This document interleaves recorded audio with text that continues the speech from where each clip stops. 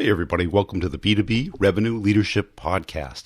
Hey, what we do on this podcast is talk about what B2B sales and marketing leaders, operators, and experts are doing today to really break through and grow their businesses at exponential levels. Let's get it in the interview. At the end, I'll give you an update on my courses, and you can check out my website at b2brevenue.com, and it's Brian G. Burns on LinkedIn. Hey, Steve, welcome to the show. As a way of getting started, tell us about yourself. Oh, my goodness. Not enough time. I'd eat up the whole 30 minutes. But for your listeners, I'm 62 years old, and 45 years of that have been a salesperson. Mainly the nuts and bolts. I call myself like a soldier in the field because just like you, Brian, I did the hard work and so forth that you needed to do. And my job was to make my managers look good best I can. And I really appreciate you for what you do. And that's what caught my attention, is the way you mix comedy with a distinct message.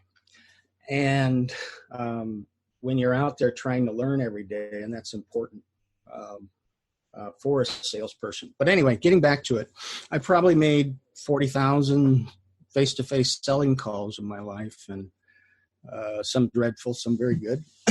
And I would say 3 years on the edge of the carpet. It's the way they used to say on a trade show floor. Probably 100,000 selling calls, picking up that old nasty black box. We're black boxes. They're still nasty, but still black too. Yeah. What did you sell? Oh my goodness. I started out, well, depends how far back you want to go, but I'll start the professional deal with now called Illinois Toolworks. And those were pallets of air tools, nails, and stapling guns, and got to the point where we actually had a train car full of nails coming out of Chicago. And that was back in the days when outsourcing was, if you were a Chicago manufacturer, going to Iowa for cheaper rates. And now the distribution system is sort of it's all over the world. Yeah. Kind of interesting. And the newcomers to selling, and the young ones are the ones that I'm trying to address, and I appreciate your time. Quite frankly, I don't want them to go through the pain and suffering that I did. But anyway, 10 years in that industry, nails and staples, actually a little longer, and I started traveling to states, repairing those tools and selling. And so my strength always was a nuts and bolts guy. When I went to high school, you had all the different trades you could study. My father was 2 degrees in engineering. He worked in the aerospace program. And so I was going to military school with Clark Gable's son. And most of the kids won't know that. Sorry, kids. But that's like Nicolas Cage. Okay, these days. I think you even have to update it a little bit. Yeah, you have to kind of filter that, but you're exactly right. So I won't dwell on it. I want to get to some other things that I feel important, but so it's a riches to rags to, hey, I'm proud of myself now. I'm 62 years old. In fact, when I wrote a bio for this sales training company that I joined, and that's not the message today.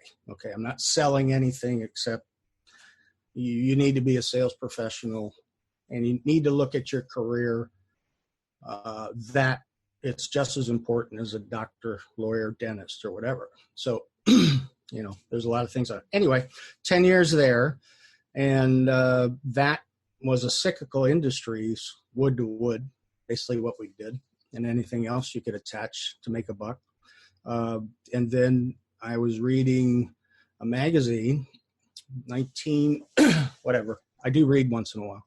And they said that hazardous materials and toxic waste and all those things would be probably the wave of the future. And I got sick of it. Yeah. No brainer. It sounds so cancers. rosy. Yeah, it was an aha moment, but it was an aha moment for me because I always guide people is get away from the cyclical industries. Yeah. Because a lot of you talk to the young ones, and I'm not saying I'm this kind of guy. All I'm saying is you need to be aware of history. So we had, since I've been alive, 5 industrial cycles and recessions and so forth, and we're coming up on our next one. So it's vital that, and that's what I'm trying to give back, that these people who don't even realize they have order taker skills and they need to know how to sell. It's very simple. Humans make it more complicated than it really life is.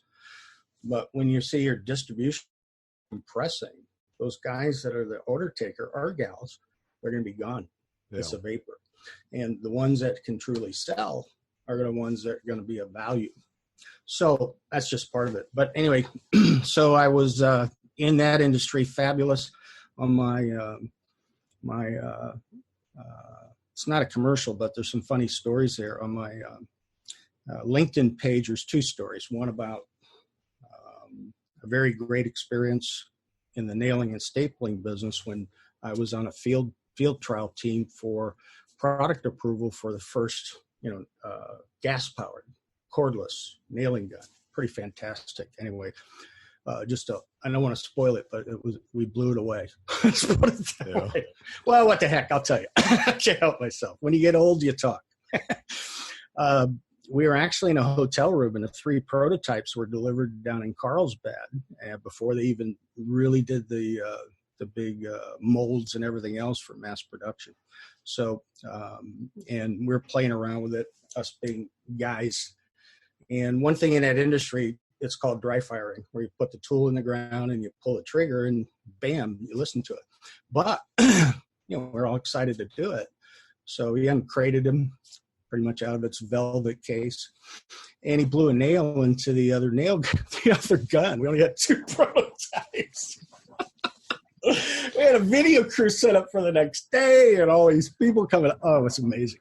So that was kind of fun. So anyway, so then the hazardous materials industry was fabulous for me. I was able to be in the engine room of a aircraft carrier, kid you not, to the next day being in a class 100 clean room, not class 100, probably class 1,000, 10,000. Those are not even, you can't even walk in there, those types. And then, being in a bakery, that sort of thing. Or what was really exciting to me near the end of it was, this when AIDS came about, and during O.J. Simpson and that era, to put it in somebody's mindset, was the biohazards. Yeah. All of the different bloodborne pathogens and things like that. So I found myself orthopedic surgeons and things like that. And when they did lasering of tattoos. Yep. The and that's what I call the internet, the electronic tattoo, because you can't get rid of it. Right. So that was interesting. So sucking off that smoke, and then for a short period of time, somebody pulled me away into high-speed inkjet coating. So if you look on the bottom of a beer can or a soda can, so that was integration there, and I landed some Pepsi accounts, some Coke accounts like that. So it's pretty exciting for that. That was a Dover division, and but not a ton of money to be made there, and the hours were bad, middle of the night, integrating. Funny story there, I got to tell you. And these other guys across the room are laughing their butt off, and they're looking at me and this sort of thing. I go, what the deal? So anyway, when you do make bottled water, you at the factory, they actually put ozone through it and that sort of thing. So that sits around in their warehouse for 3 or 4 days. And if you don't, it's in your system, and you get Montezuma's revenge like almost immediately. Yeah, not too healthy. So that's where they're laughing. Yeah. So anyway, and then the last from up until about 3.5, 4 years ago, I was working with major gasoline C-stores. That would be the brands of Arco, Chevron, Amoco, all those different things. And the automated car washes that they put out back, that very passive business model, was a fantastic business model for them. And for those of you who don't know it, it's about $1.80 cost and about $8 retail. So highly profitable. And then that morphed into larger projects, the big conveyorized systems, where those are $900,000 and things like that. It's nothing grandiose, because it's like the worst, most detailed sales process for developing customers and getting something installed that you ever imagine. I mean, I dipped back into it a few months ago. One of my old developers called me and wanted me to run some projects, and I got the PTSD over it. You know, it was crazy. Yeah, memories. So, yeah. So then, they're memories. And then for about the last 3.5 years or so, some of those projects were unwinding. So I wanted the sales cycle on those was either 90 days to 3 years. So it's shutting those down. But amazing about that business is when I look back on my life, and that's what I want to, project forward, that one of the smartest thing you can do as a salesperson wanting a long-term career is stay out of cyclical markets. And I don't mean short-term, but I'm talking about eat it, drive it, wear it. Some of those are a danger zone, like cars. Yeah. Some of those are food. Some of those are great, like the car wash, gasoline business. When we were in the major recession, the actual overall numbers dropped down only about 10 to 15%, because you got to have it. So an interesting business. So that's me. And now I'm trying to develop, and have done pretty well, along with a lot of, what do you want to say, free stuff, volunteering and things out of the church and so forth, getting back. And I found that avenue through a amazing opportunity, and I'm not going to get into here, we don't have the time, but 19, in fact, I have a plaque on the wall, 1986, a fellow by the name of Roy Chitwood, and actually a customer said, go to this class, Steve, you need it. I see your passion, but you need help selling. Right. So for all that time, prior to 1986, which was 78 onward, I've been making it on my, like a lot of people have that issue, which is I'm making it on my personality, and I'm making it on my skill set, and I'm great, and all this stuff. But then you get that, I think one of the most important things you can get is the humility factor. And if you learn that young in life and keep that, you're going to have a better shot at really developing yourself. I think you agree to that. And when you say that, how do you describe this? Well, I make it simple because it's happened to me. And when I am in a class, small class, whatever I get, and even someone I'm talking to on the couch, when you get into a role play, okay, I'm going to use that scenario because it's easy to understand. I've had guys cry. I've had women cry because what you're trying to teach them is put together the who, what, why, where, when, how type questions, the open-ended questions, in some form of a sales process. Yep. And they can't do it. And when you go through the other curriculum in a class where how vital this is important and everything else, and then, like for me, it was a major thing for me in 1986, is when you take an overall look at the world as far as advertising and everything else and all the messaging that you get, then you can analyze that really quickly, such as, how do I get my child to do what I want to do? I was recently remarried, wonderful girl, but I used it on, the 30, 35 first dates I had. And I got me a winner. Seriously. That's real selling. Huh? Well, that's real selling. Yeah, it is. It was my best sales job in my life. But she said, actually, I thought you were too stoic for me. Listening, buddy. That's Yep. the thing. So thank you for the opportunity to talk like crazy today. But So let's been an build from interesting life. that humility, because what I heard was, like a lot of people, where they've got a great personality. They're a people person. They like listening and talking. They get along well with people, but that's not selling. That's communicating. Well, I mean, selling's getting somebody to focus on what you want them to focus on, have them realize a pain that they need to solve, that your product solves, having them take action. well, questioning. It's a very good point you bring up, but you can look at questioning techniques in a variety of way, and if you're a depending on your ethics or morals or anything else that you have, you can look at it as manipulation, but it's not. It's and the salespeople are there. That salespeople that are out there that are, I'm not saying you can't one-time close, because it's hard and it's good, but what I'm saying is, if you have to live with yourself as well as what you sell and as what you offer. So when you do the open-ended questioning techniques, reflective questions, unless you haven't heard of those, but I know you have someone on your staff that was with Miller Hyman, and they bought the spin selling, or they have rights to it for the United States, a situation, problem, implication, and need payoff questioning, which is good, but that's kind of a step 3 or 4 in your development as a salesperson. It's, at least in my opinion, or if I coach someone, that's way up here. The first step, but getting back to your question, I'm dragging off into stuff that I love, and being born with a super brain, I do that. So you got to catch up.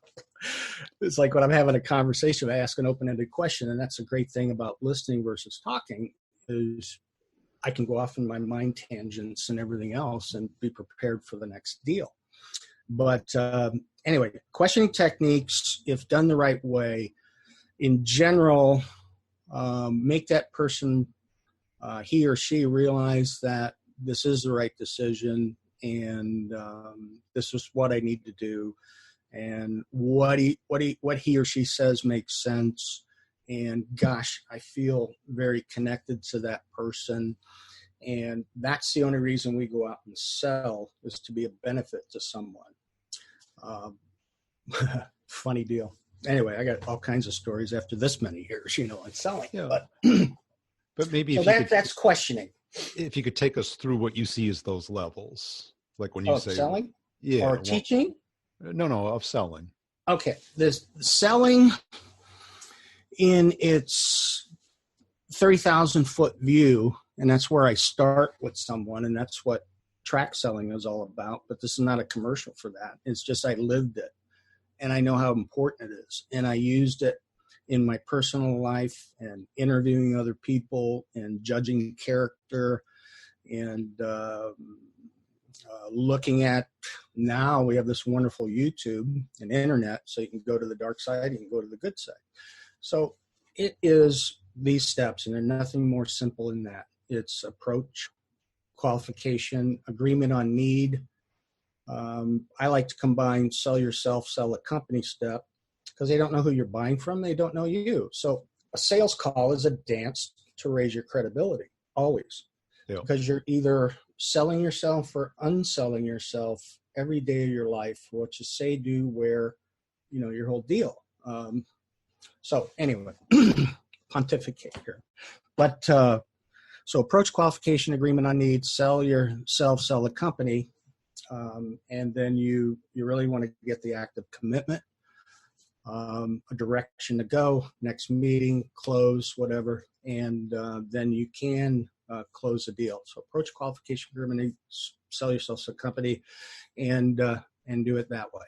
Okay, that's generally the steps in the sale. You can read more if you go to Roy Chitwood, look him up. And so it's a program that was been used for 60 years. And when you go into that, and that's another great story, is why I parted ways with a company, because, but I'm not going to go into that. I don't like to disparage anyone. It's just my views separated from where they were. So anyway, those are the steps in a sale. Each one has its own step. And I see the biggest mistake, and when you've been in sales a long time, what you see is the nails on the chalkboard when you hear a presentation. It just drives you crazy. And you want to go, "You're such a great kid. Let me help." That sort of thing. But anyway, I think what's the biggest mistake they do is we got to get away from nuts and bolts and teach benefits. Even though it sounds simple, it's really true. And then I've seen it more times than not when you're side-by-side coaching, is they'll discover, they'll give a feature, they'll discover one benefit for that individual, and then the guy will go to the races on that one, and he won't ask, what does that mean to you? How do you feel about that? Yeah. So that's an important part in training and habit building, which takes about a year to get those things implemented in someone.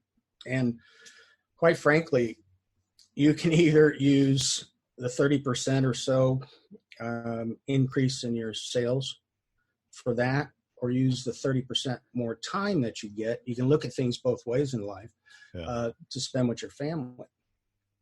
See, so that's an important one because I've seen a lot of careers, and I've experienced it myself, and maybe that's for a book I'll write someday, but a few people have to die first. But, oh, you got that. He was listening. Oh, I got that one. Yeah. So is so many people these days in the life that we're at right now, it's not Ozzie and Harriet anymore, is that, two-person family, husband and wife, they're all working, or you got the single guy that's putting all his adrenaline in that 8-hour day. Just cram it in there, giving it all he's got. And my theme is guessing the whole way. Yep. Reacting instead of acting, on a situation. And then when they come home to the most important part of the day, 5 or 6 o'clock, then they're just ragged. They have nothing. And so they kick the dog and, turn the TV on, whatever. Crack so a beer. When I'm working with some people that have some issues, and this taught me a lot, is I use what's called the slide principle. And this works with, I don't want to get into it, but people that are depressed or whatever. And it's slide for self-attack, life attack, imagining the worst, dread, and then escape. And this is how you sink into your lowest points. And with someone that is really sick, it happens every hour, and someone, you may see their life collapse long term. Because you can be a great sales guy or gal, and you're looking for that great career, but many times your personal aspect destroys you in what would be a very famous situation. So looking back at 45 years, going through my personal experiences and so forth, I just want people to learn earlier.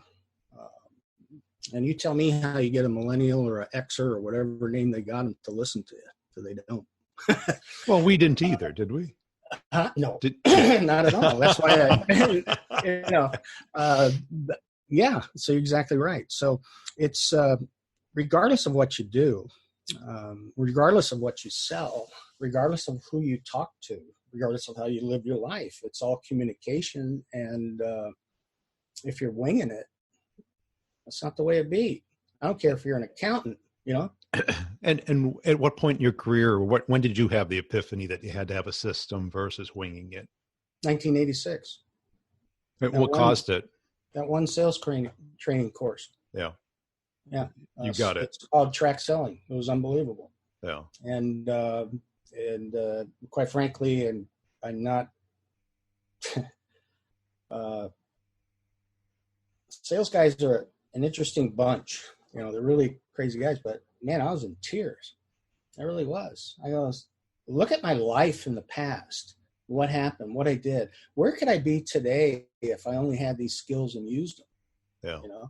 And I've been in classes, both attending someone else's content and myself, where you see somebody with 25 years experience and they can't, as I said before, they can't put, two open-ended questions together, and they don't know what a reflective question is. Then, gosh, spin selling questions, forget that. Yeah. And then we've all been in that situation when you've, let's do the introductory. Everybody tell a little bit about this. Oh, God. Yeah. And they can't get, it's a big thing this world. I have fun with this one, especially at trade shows, is they can't differentiate themselves. Right. And that's what business is all about. And that's what everything's all about. Why should I buy from you? What makes your company different? Right. So if you can't give that, and this is what I challenge people with, in a 10 to 15 second, deal, then, you got to work on your skills. Yeah. And then I also throw out there, because anyway, in this business, okay, when you, the biggest thing that you can get over is the know-it-all attitude. Yeah. That's so common. It's hard for, oh gosh. And when you go to a trade show or something like that, this is where, boy, the rubber hits the road and you see these people. But, and then, so when you're, my deal is calling on sales managers and people like that, to get, people to train. And I go after it, trying to sincerely do. And that's, you can't have passion about a product unless you believe in it. Yeah. And then again,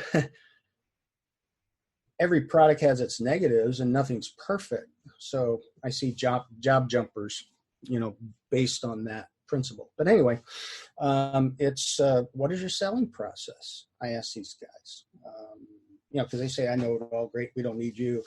What is your selling process? What's the most important thing you can ask on a follow-up sales call? Some of those golden nuggets you either learn in life, or like myself, I collect them in a drawer, write those down. It's so awesome. They don't know any of that. And then when you break it down, you get this really proud guy in their booth, or gal. I'd rather do business with women, quite frankly. They have a different brain, and they're much more attentive to a situation than men. Nothing wrong with that, but that's another step in life. If you don't realize we're different in that way, there's a really good one. I use it as a lead-in sometime. I'll get back to what you're saying, bro. Tangenting off there, because it's an important point. Mark Gonger, who, if you YouTube and just say men's brains, women's brains, he's got a 5-minute deal.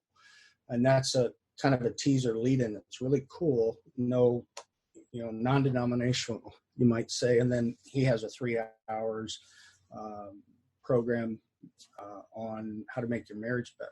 And he was actually fully paid for to go into a secular movie world to give a presentation.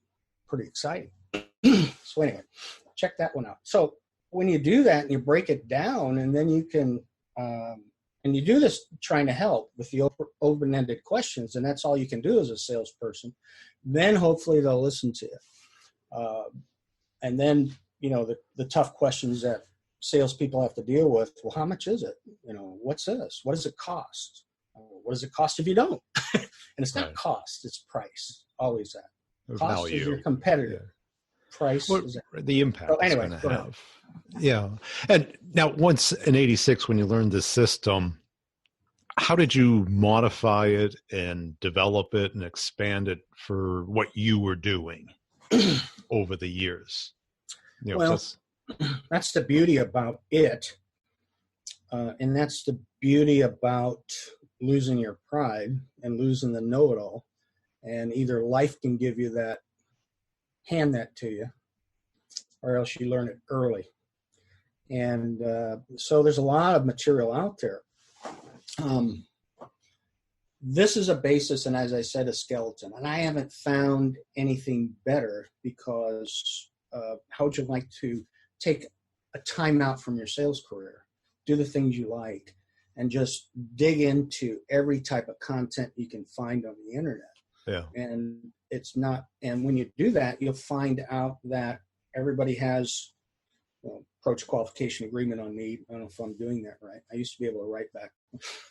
But everybody has their sales mountain, their sales plateau, and they usually twist all of this stuff around to do that. And that's hard for people to understand. Is there's really not a lot of new stuff.